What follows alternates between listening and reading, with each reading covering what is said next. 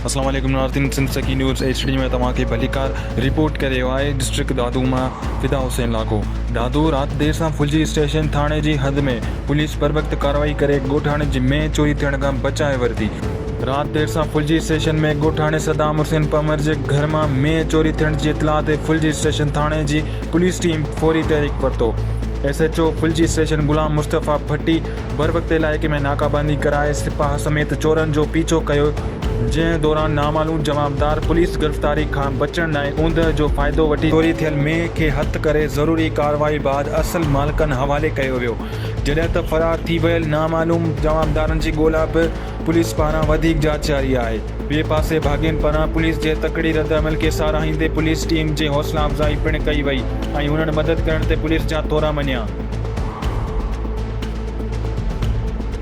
SHO साहब ऐसे साहब बर वक्त पहुतो, ऐसे साहब जी मेहरबानी है। अच्छा जी असां गरीब माण्हू असांजी में असांखे वापसि मिली, सही वॾी महिरबानी सिंध पुलिस जी, फुलजी पुलिस जी वॾी महिरबानी, ठीक जंहिं असांजी बर वक्त मदद कई।